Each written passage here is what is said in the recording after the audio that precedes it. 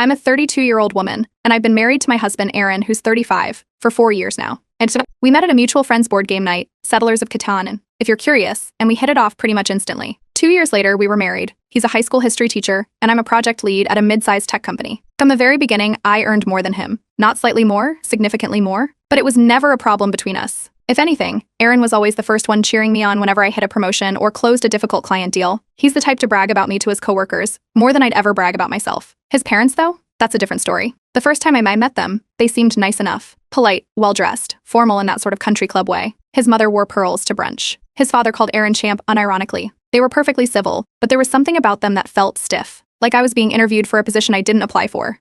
The first few times we visited, I noticed small things.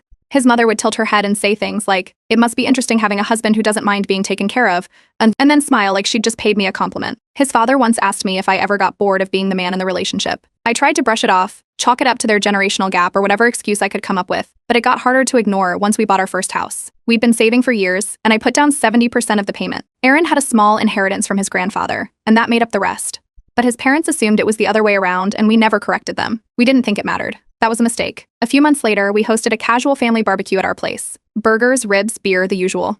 Aaron had been going through some work documents earlier in the day and left a few things out on the kitchen counter, one of which was a pay stub of mine. It wasn't even hidden, just sitting under a folder next to the fridge. I didn't think anything of it. That night, right after dinner, his mother casually asked me if I ever worried about emasculating Aaron. She didn't whisper it. She asked in front of everyone, over dessert, as if she were asking me if I preferred whipped cream or ice cream with my pie. I laughed, thinking she was making some sarcastic joke. But no one else was laughing, especially not her. Aaron didn't flinch. He just looked at her and said, "I'm not emasculated. I'm proud." You could have heard a pin drop. After that, things went quiet. No snide remarks, no jokes, nothing. For a while, I thought they'd gotten the message, but it turns out they'd just changed their strategy. Suddenly, Aaron was getting invited to lunch, just him. His father started pulling him aside to ask questions like, "Don't you ever think about being the main provider?" And then one day, Aaron accidentally left his phone on speaker while talking to his aunt, and we both heard his parents in the background saying, "We're just worried she's got too much control. Everything's in her name. That's not how it should be." That was the first time I saw Aaron truly angry about it. Not annoyed, angry. He went to see them that weekend and had a direct conversation.